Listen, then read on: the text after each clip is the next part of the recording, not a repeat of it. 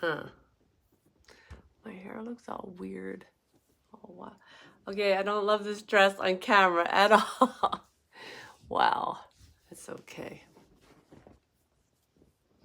Just gonna wait like a minute here.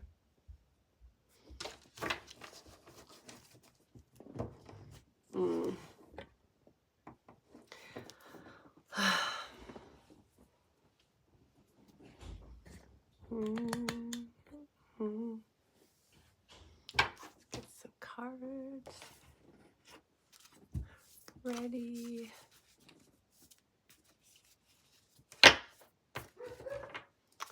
Oh boy.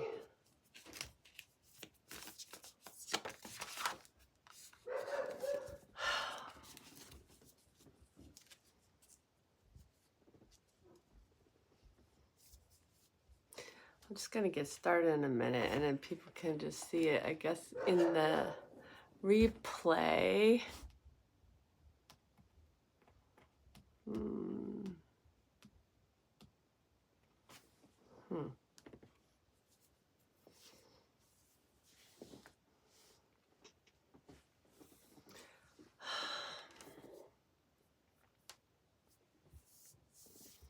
Hi.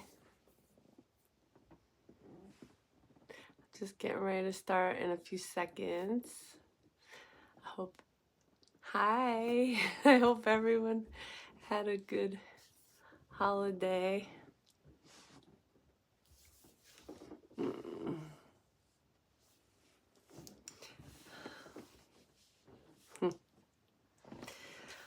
So I'm gonna get started, and then whoever's not on here can just kind of catch up later or do the replay.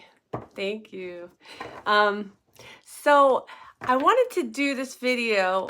I had company during the holidays, and I hope you had great holidays. But this is about aligning for abundance, because I want to talk about how we're going from yesterday. That New Year's Eve was 1, 2, 3, 1, 2, 3, 12, 31, 23. This happens every 100 years. And the thing about the energy is, before I get into this, is about, awareness is the key. So when you're aware of the energy of the numerology of the energy that surrounds you, and just like the alignment of the planets, it gives you an opportunity to use that energy for your good. And so 1, 2, 3, 1, 2, 3 is an alignment energy. It's a double alignment energy. And so you can use this to move from, the last year was a 7-year, and it was also, I'm sure you can find videos on this, the close of a 4-year, very tough cycle of inner work.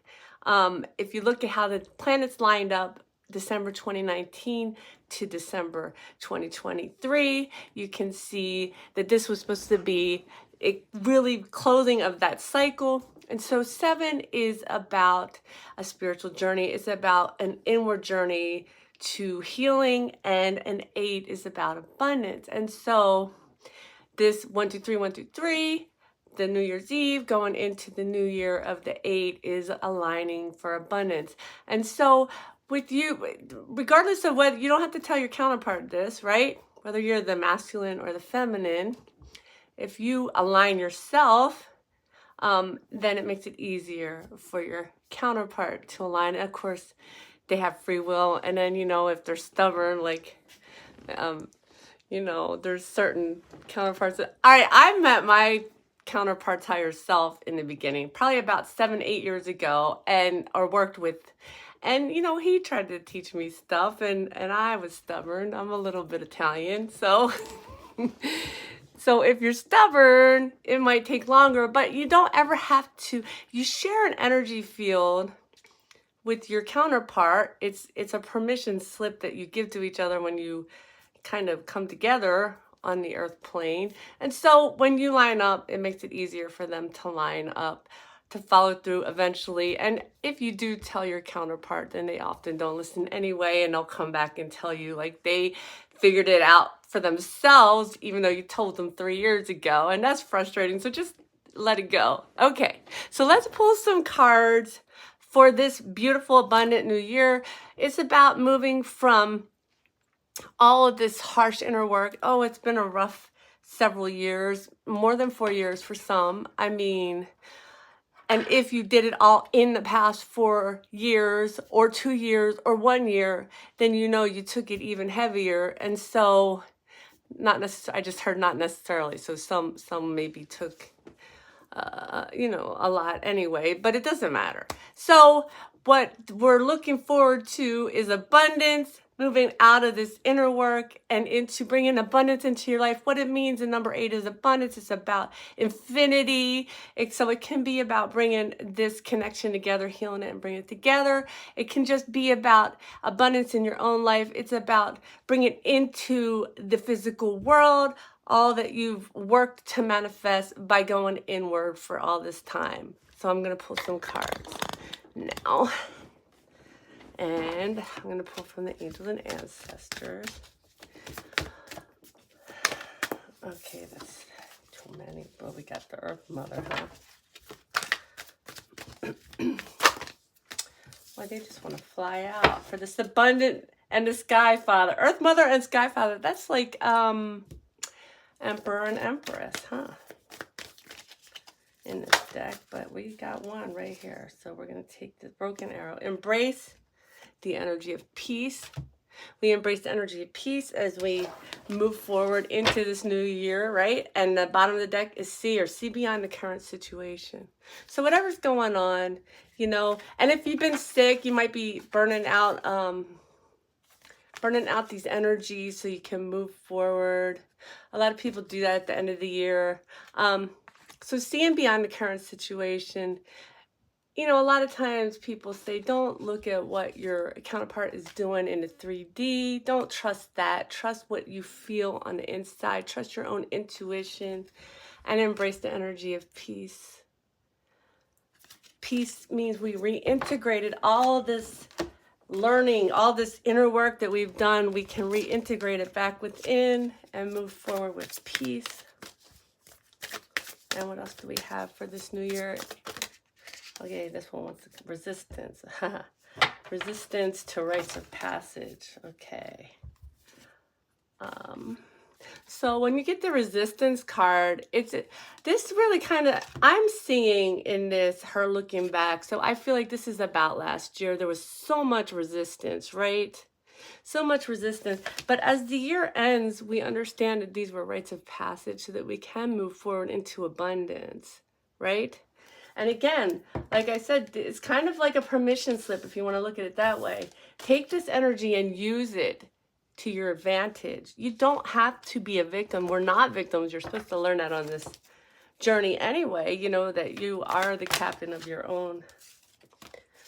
Well, I don't want to say little sayings like that, but you are in charge of your own destiny. You're moving forward. You're doing the healing. So we don't have to sit in this resistance energy anymore. We understand that they were rites of passage and we're ready to move forward. What do we have for the Divine Feminine? For, oh my goodness, for this reading. And I have one of the High Priestess. The High Priestess. So this is about, again, what was the first bottom of the deck was the seer, right? Going within, being able to see this new year in whatever way. So I'm just getting this kind of this idea to talk about moving towards your joy, So seeing yourself moving towards your joy, whatever that is, whatever's in front of you at this time that you can move toward, that will bring you joy. If it's just, you know, looking at a picture, whatever you can do to move forward. What do they say? What, you know, the emotional chart and where they say it's better to be in anger than to be depressed, and it's better to be in revenge than to feel depressed. So it's about moving up as much as you can into your joy every day. Same kind of principle. All right. Three of Pentacles. And when I get this card, this is really about working together. And I always see this child as the third energy, right? The masculine, the feminine, and the third energy. of what comes out of this connection, what comes within and without of this connection when they work together, when they are moving in the same direction. So we want to keep that going to bring this abundance about. So even if you've decided, or your counterpart has decided in this lifetime to not walk together physically, you will be walking together if you've made the connection and you have integrated together. You are one. So there are other ways to work together. So you can do that. You work together by doing what's best for you, by moving forward. And my son's supposed to be keeping my dog quiet. I don't know. All right, what else do we have for Divine Feminine? She is going within. She's seeing the masculine and the feminine working together to bring this energy into the world. This beautiful third energy. What else do we have? Divine Feminine. Temperance, the Temperance Angel. So this is about the alchemy of really integrating the masculine and the feminine together, of understanding that the journey is a journey of self-love. It's a journey of self, and that she understands that her masculine has got to get to the place where he needs to get on his own. It's not her job to fix him or to help him. That's beautiful. It's like a full circle kind of energy. And then we have the Page of Cups. So she would like for her masculine to move forward. She knows he dreams about it. The Page of Cups, the page dreams about this stuff, right? He's not the knight bringing the cup to the feminine, but she understands, she can feel when he is dreaming about this connection. And then the bottom of the deck is the Nine of Wands, which is the Wounded Warrior. And it's about, you know, I feel like a real positive vibe about it, where she, you know, she's looking back, right? She's understanding that that was all rites of passage. You're killing me.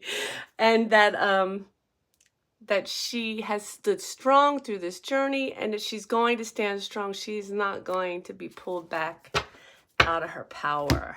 Let's stay there, feminine. And we all have masculine and feminine within us. At different times, your masculine energy is at the forefront, and then at other times, your feminine energy is at the forefront. So for the, oh my gosh, we got for the Divine Masculine, the Ten of Cups, which this is the dreamy card. This is the dreamy love card. This is, to me, the Ten of Pentacles is when you ground it into the 3D. And since I'm the reader, I'm going to tell you that this is your masculine or your masculine side dreaming about this connection coming together. We need the Ten of Pentacles to bring it into, although at the same time I do have the Emperor at the bottom. So while I'm reading that, the Prince of Swords. So, the masculine does want to move forward quickly into a position where he can bring a message to you of his transformation. And you're killing my concentration, peanut gallery. Yes, he really wants to bring this message forward to the feminine about his transformation, okay? Or he maybe wants to also bring the message of how he dreams of this connection moving forward.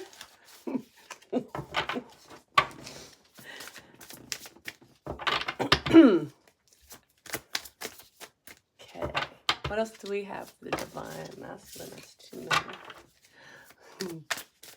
Yeah. What else for the Divine Masculine in this lovely New Year energy? Okay. Oh. I just saw that he wants to bring some change. It's got to come out, though. I'm not going to read it just because of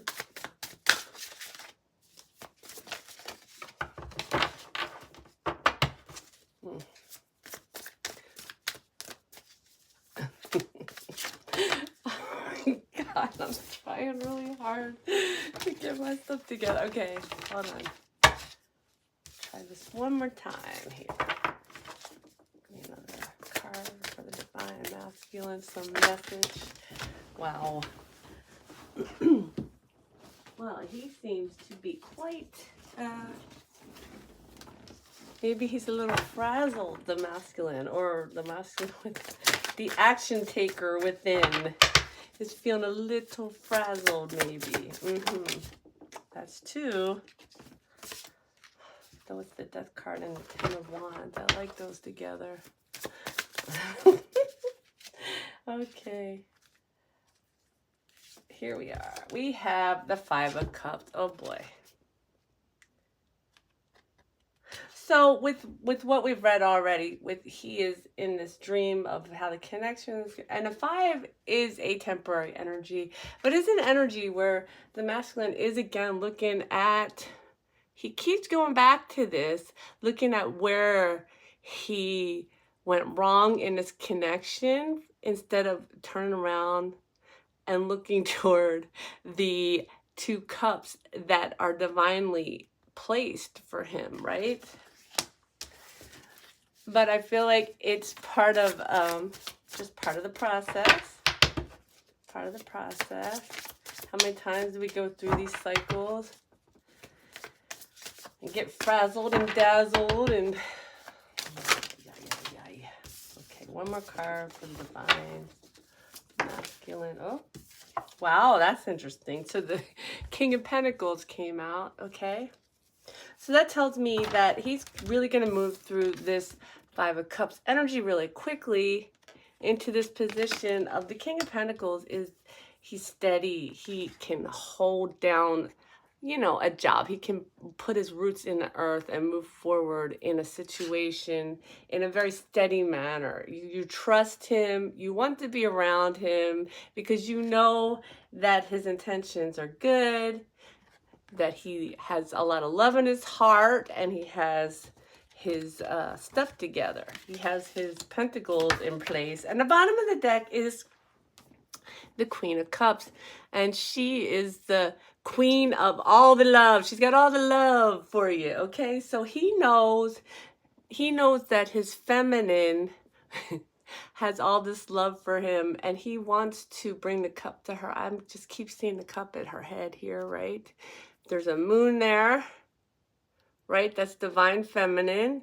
And so he knows that she has all this love for him. He understands her loyalty, the test of time that she has sat there through. I'm looking at the stars and it's just like saying eons and eons. He's understanding the connection as it goes back past this lifetime. And that's what the main card, that is what the bottom of the deck is. The energy of this reading for him. He's dreaming about how he wants the connection to be. He wants to move forward with messages. He is once again having a quicker look at the things that brought him his downfall in this connection, but he's doing it from a place of power. I hope this was helpful. And if you missed the beginning with all the numerology stuff, I hope you'll go back and watch it as soon as I get off. It'll probably be put right up. And have a happy new year. I love you all.